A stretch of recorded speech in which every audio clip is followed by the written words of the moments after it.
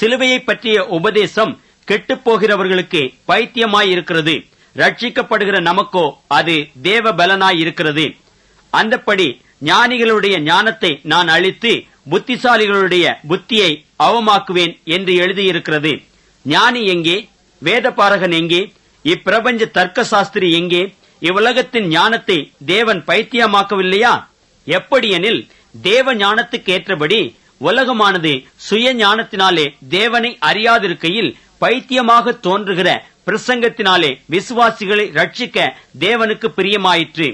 யூதர்கள் அடையாளத்தை கேட்கிறார்கள், கிரேக்கர் ஞானத்தை தேடுகிறார்கள்.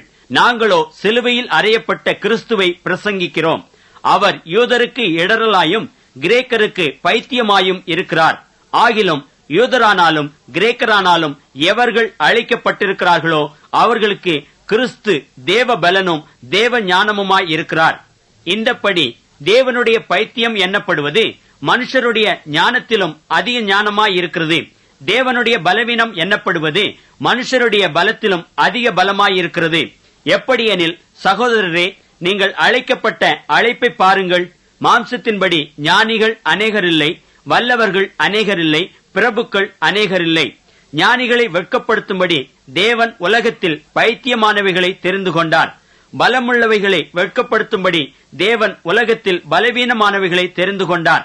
உள்ளவைகளை அவமாக்கும்படி உலகத்தின் எளிவானவைகளையும் அற்பமாய் எண்ணப்பட்டவைகளையும் இல்லாதவைகளையும் தேவன் தெரிந்து கொண்டார்.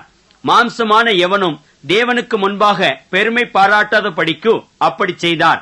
அந்தப்படி நீங்கள் அவராலே கிறிஸ்து இயேசுவுக்குட்பட்டிருக்கிறீர்கள்.